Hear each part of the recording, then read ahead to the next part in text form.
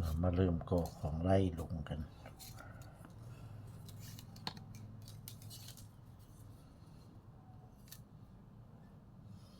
ตอกสั่ง10 ครั้งละ15 เซน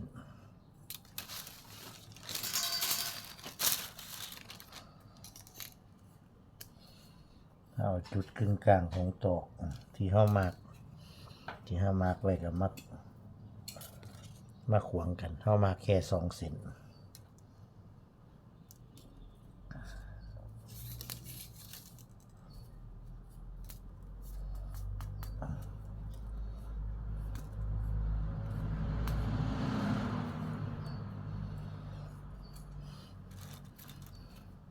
เวลาเราสานไปก็อย่าลืมให้ส่วนตอกมัน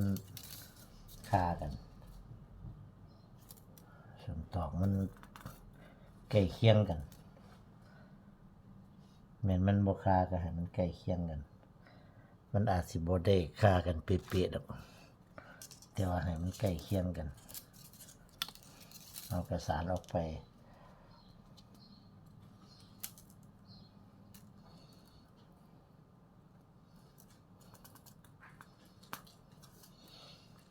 สานออกไปข้างละ6 เซน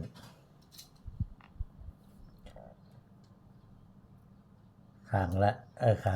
เท่าไหร่ก็ให้มันได้15 เซนสานออกไปข้างละ6 2 12 13 14ให้มันได้ข้างละ7 เซน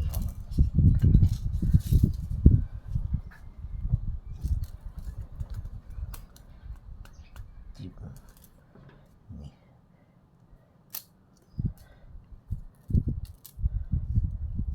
ข้างละ7 เซนเนี่ยสานออกไปข้างละ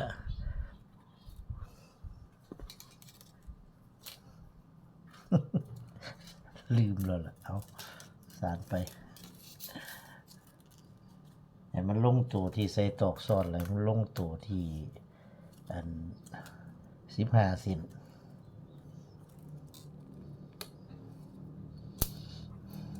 ข้างละ7 เซนรวมตอกซ้อนข้างละ6 เซนนะครับไปก่อนนะใส่ตอกซ้อนแล้วมันได้ข้างละ7รวมกับตอกที่เส้น6มาก6โกไว้มันก็สิพอดี1 2 3 4 5 6มันก็สิพอดี7 เซน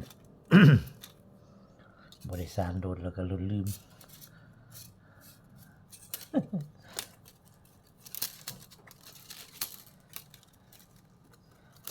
ปกติของไล่ลงนี่ก็เป็นของไล่ที่เป็นพระเอกก็ว่าเมียนสำหรับส่วนคลิปแรกๆไล่ลงสิมีคนเขามาเบิ่งหลายมีคนสนใจหลายของไล่ลง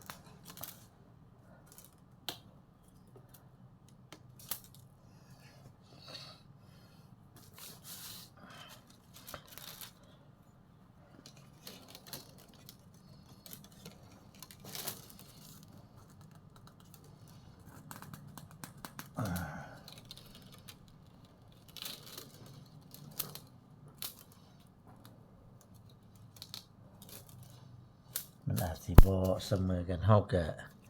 สานไปซะก่อน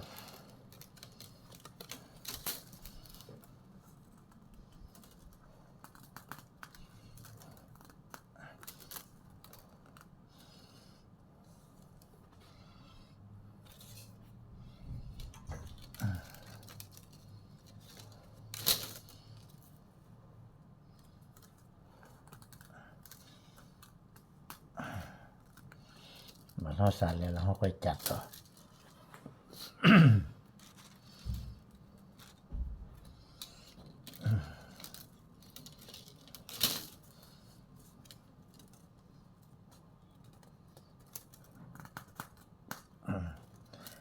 บริสารดุล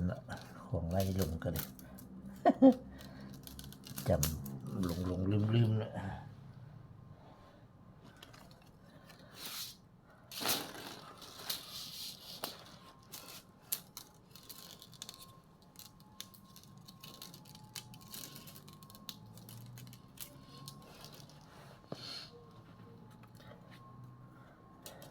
เท่าสารแล้วเขาจะค่อยเอาอันสารพ่อเราจะค่อยเอาอัน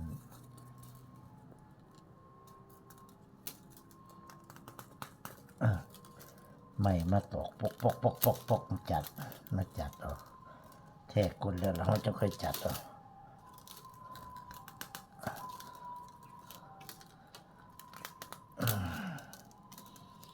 ลืมขวดน้ำมาสีด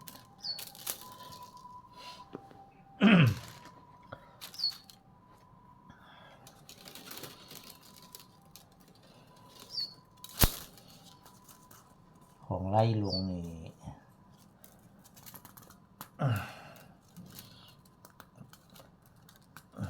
ตอกสั่งมันเวลาเขาก่อเลี้ยวนี่เขามานับเป็นมูละ3 เซน3 เซนไปให้มันลงตู่ให้มันได้ลงตู่ถือมูละ3 เซนบ่ให้เสียด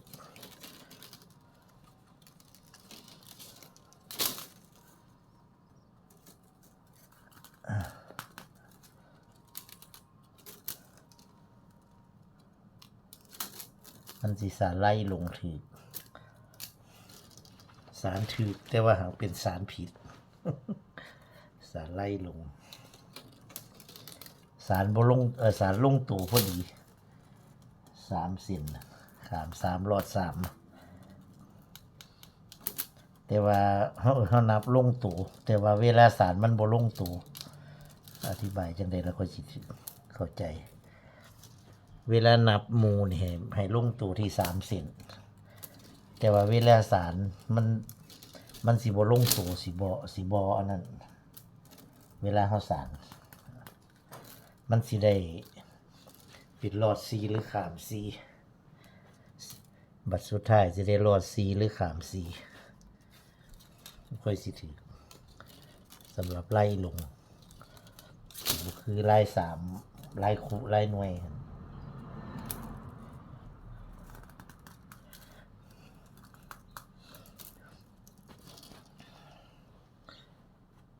1 2 3 4 5 6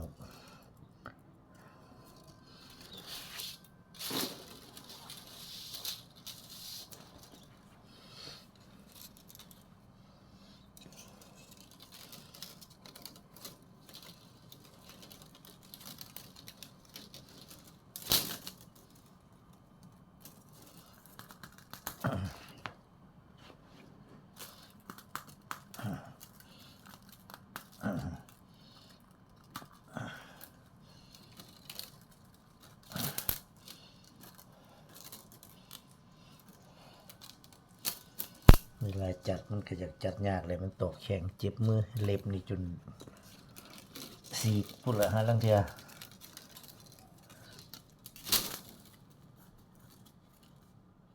อันนี้คือวิธีก่อของไล่ลงก่อกับก่อไล่ขัดนะพี่น้องหรือสีก่อไล่3ก็ได้ไล่2ก็ได้ไล่3ก็ได้แต่ว่าก่อไล่ขัดดีกว่างามกว่าก้นคลองนี่คันกอแบบลายที่ขามหลายมันไม่ค่อยทนลายขัดนี่มันขาม1 หลอด 1มันสิทนดี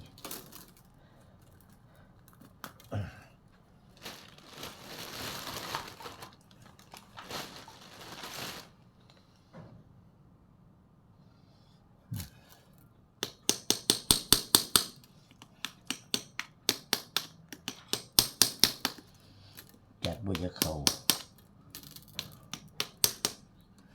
เอาไม้ตอกเตรียมไว้เก็บไว้พร้อม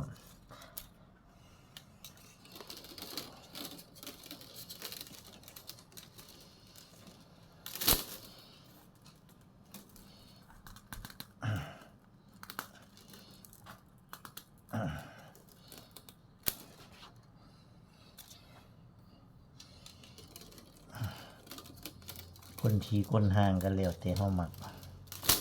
มันสิมักคนห่างคนทีเฮาไปเฮ็ดเอา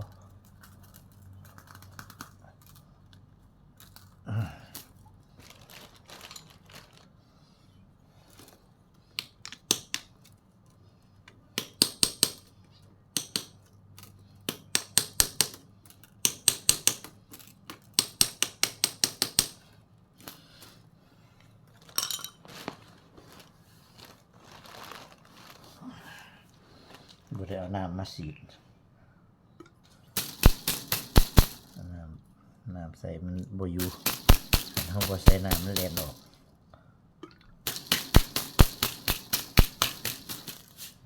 บ่ได้เอาอันนั้นมาเอาก็นับเบิ่ง1 2 3 4 5 6 7 8 9 10 11 12 13 1 2 3 4 5 6 7 8 9 10 11 12 13คันเฮาใส่ตอกซ้อนข้างละเส้นก็สิเป็น15โอเค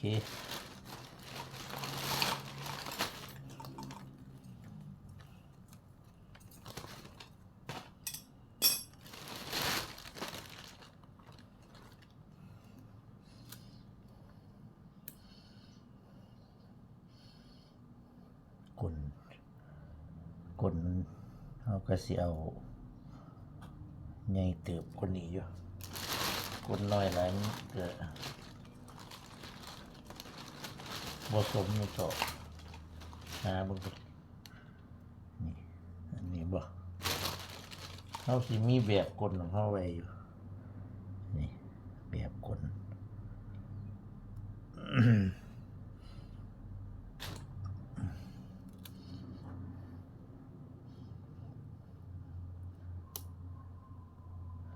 เอาสิมาแทกกึ่งกลางเส้นกลางเนี่ยลูก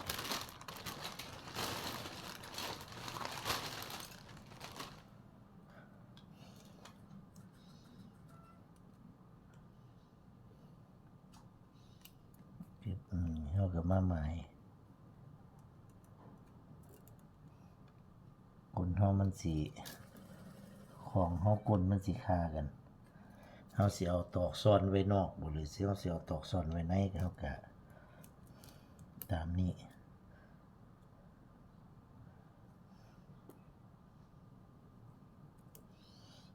อันนี้เฮาสิเอาตอกซ่อนไว้นอกเส้น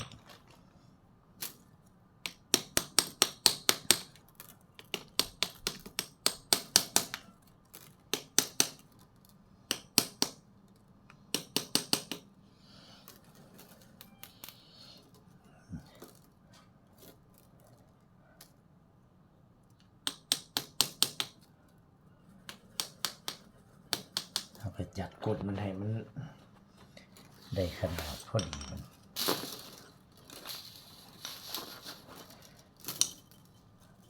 สิ่งนี้เขาก็ออกไปใส่เส้นไว้อย่างนี้เขามาพ่น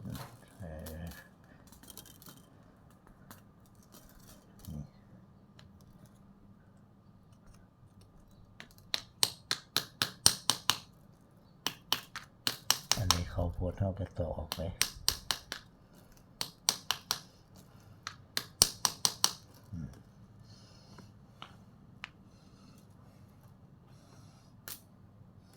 ตัวนี้พอดี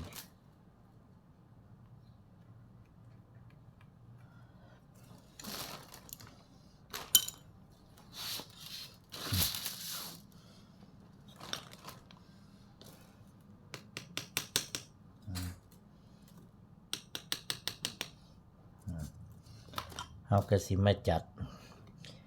ดออกมาใส่เส้นให้มันได้พอดีแล้วเขาจะค่อยสิมาใส่ตอกซ่อนแล้วก็สานรอบแล้วก็ใส่ไม้ขัดกล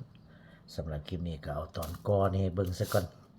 ตอนกอตอนแทกก้นว่าเริ่มกอแบบใดนี่เริ่มกอเฮาก็ใส่มาร์กไปมาร์กกึ่งกลางไม่ตอก2เส้นแล้วก็มากวยกันแล้วเฮาก็สานออกไปข้างละ7เส้นข้างละ6เส้นนี่เฮาบ่นับเส้นกลางนี่เฮานับนี่1 2 3 4 5 6ข้างละ6เส้นมันสิรวมเป็น13เส้นกับเส้นที่เฮากอทั้งกึ่งกลางบัดนี้เฮามาใส่ตอกซ้อนเฮาใส่ตอกซ้อนปั๊บข้างละเส้นมันก็สิตกเป็นตอก15เส้นพอดี15เส้นนี่เวลาเฮามานับรอบนี่เฮานับรอบแบบนี้1 2 3นับเป็นหมู่นี่นับหมู่ละ3นี่1 2 3 4 1อัน5นี่มองนี่มันเศษอยู่อันนึง6ไว้จะนับรอบไปให้มันลงตัวที่หมู่ละ3พอดีให้มันลงตัวที่หมู่ละ3มันก็สิพอดีเลย เอาสำหรับคลิปนี้ก็ให้เบิ่งตอนกอคลิปต่อไปก็สิใส่ตอกซ่อนแล้วก็ใส่ไม้คัดก้นให้พี่น้องได้เบิ่งกันเอาเป็นขั้นตอนไปตอนนี้ก็สิจัดตัวนี้ซะก่อนจัดใส่เส้นให้มันได้พอดีซะก่อนเอาสำหรับคลิปนี้ก็ขอจบไปเพียงแค่นี้ก็สวัสดีครับ